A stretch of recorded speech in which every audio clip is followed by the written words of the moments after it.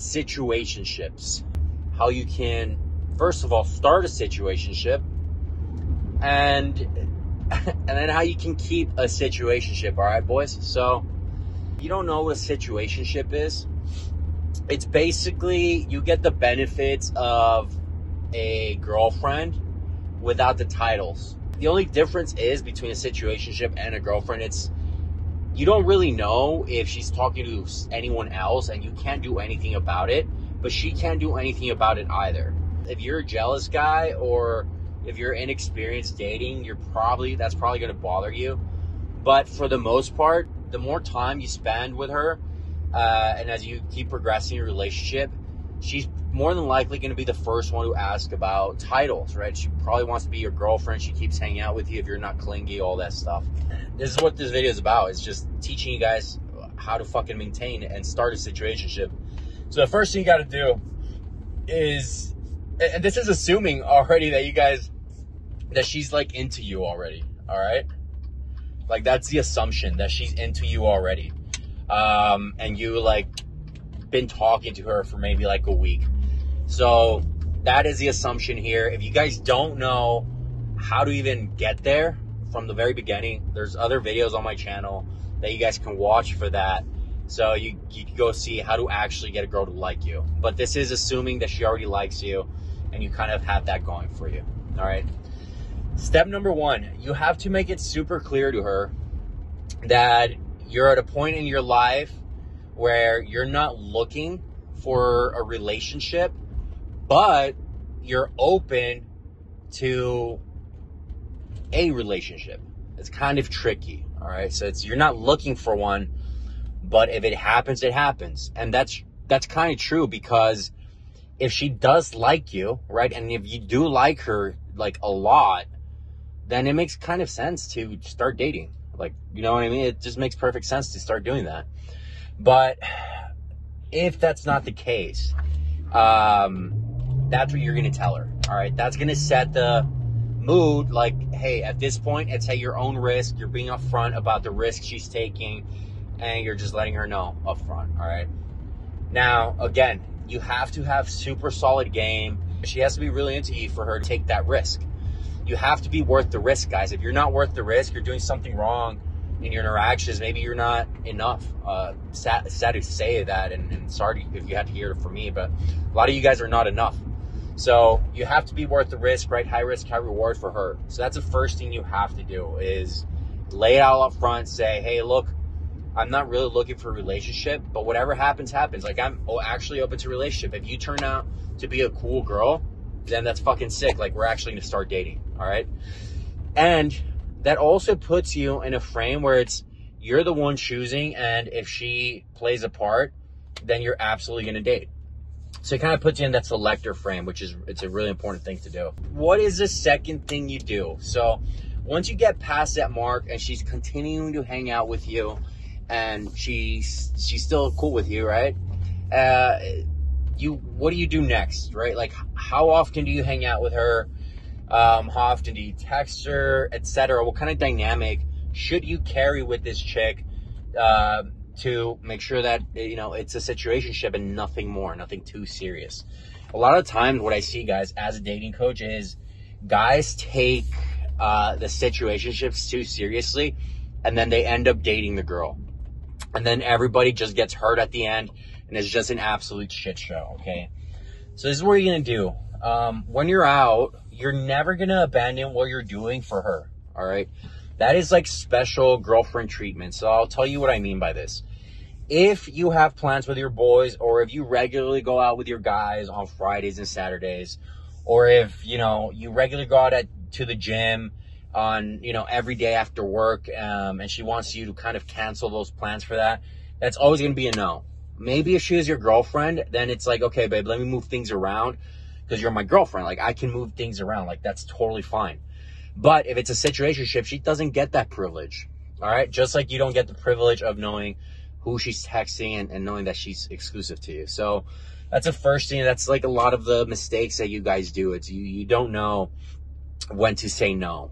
So that's very important. The second thing is when you ask her to hang out, and we'll go over the frequency here in a bit, but when you ask her to hang out, you want to be very specific and clear about when you want to hang out with her. All right, so I'll tell you what I mean. Let's say you want to hang out with her on a Friday or on a Saturday, and she's not available. Cool. You don't get to put on a show for that. You don't get to fucking be sad about that, okay? Because she couldn't hang out on Friday or Saturday. Have fun with your girls. I'll see you some other time. All right? And a lot of times when that happens is she's going to start planning for you, right? Oh, okay, like, yeah, let's hang out, whatever. So it's almost out of the blue when you're asking her to hang out like that. And what that does, it's not anything set in stone. So if you guys are watching this and you've had a girlfriend in the past, you're going to notice that things start getting kind of set in stone as you date a girl. Like, like every Tuesday you start hanging out with her, right? Or every weekend you start doing brunch together, or you just start doing things together.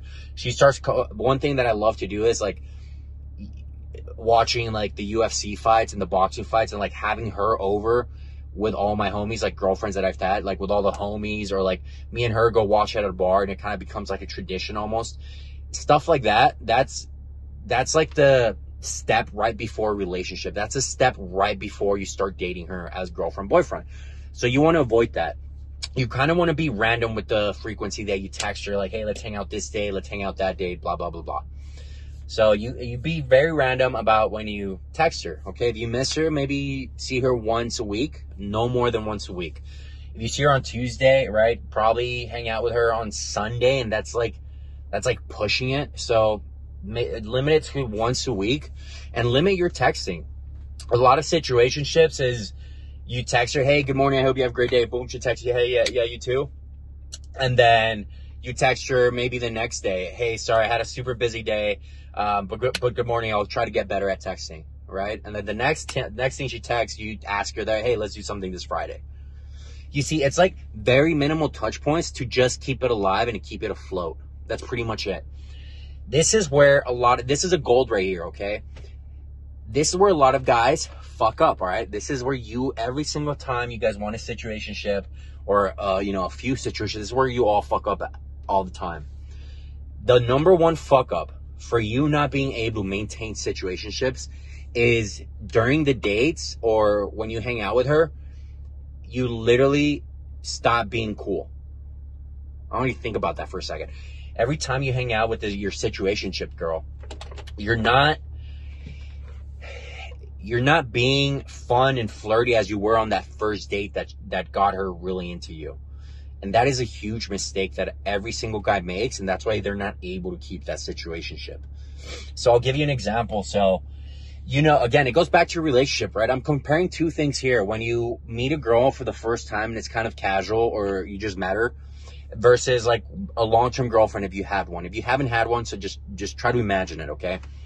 So when you meet someone casual, like the first night, it's all fun and flirty. You don't really know too much about them. And it's a mystery, right? It's fun. Like, it's so much fun. It's a fling, right? Life with flings is beautiful. But then life with relationships is also beautiful, right? Once you get in a relationship, you get really comfortable around your girl, right? And she gets really comfortable around you. And when you get comfortable, you kind of start... There's nothing wrong with being yourself, but you kind of start being a little bit more boring. And I kind of hate saying that, because truth is that most couples are boring. Like, majority of couples are fucking boring. And that's okay, because it builds a level of comfort, right? Being boring just means you're secure in the relationship and that you're in peace, right? Because you're in a relationship. So there's not that what do you call it? That like rush, that adrenaline, right? I'm gonna go out and date. Like, there's none of that, because you're comfortable. You're in a peaceful relationship. So you become a lot more peaceful. And a lot of guys, especially if you haven't dated or if you haven't had a situationship before, fall for that immediately. So you hang out with her and then you get comfortable right off the bat. She might perceive it as clingy, or she might perceive it as, oh, this guy's too comfortable. Or she might perceive it as, wait, I thought this was a situationship. Why is he acting like a boyfriend all of a sudden? So that's the number one mistake that I see guys doing all the fucking time. All right. So again, guys, take that into consideration. All these things are exactly how you manage your situationships, how you get those situationships. And if you don't know how to get a girl to like you, just go on our YouTube channel. We have a fuck ton of videos for that for you. But in general, for every single guy watching this, those are the foundations of keeping a situationship alive, okay? And the second, or, you know, the minute she starts asking for titles, you kind of almost have the upper hand, but it's brutal because at that point, it's up to you guys. If you want to be the one to kind of end it right there and do the, you know, not like avoid hurting her anymore because you thought it was a situationship and you were both on that same page, or you kind of can keep playing along with it, right? And kind of dragging it out as long as possible. If you want to do that, one thing that you can say is like, hey, look, I just met you, and I would be down, but it's only been like 3 or 4 months. Like, let's just, you know, let's take it day by day. Let's give it a couple more months more after the honeymoon phase, and we'll see where it is. And that's the truth. Like, you're not lying about that. It's like everybody can have a happy honeymoon phase, right? The first 6 months are always super fucking smooth. After those first 6 months, then you start kind of wondering like, okay, like this person's kind of annoying. I can't deal with it. So that's a perfect answer. That's an okay answer to give if she starts pushing for the titles. So it's kind of like a lot of things you have to maneuver, but right, it's like, okay, what are you going to do to build the situationship? How are you going to maintain it? And then how are you going to handle her trying to move to something more serious? So it's like a 3-part process that you have to maneuver, you have to be prepared for in that situationship. But anyways, guys, comment and let me know what kind of videos you want to see. We love making videos like this. There's really big things coming for you guys. And as always, fucking thank you for your support, boys. We'll see you later.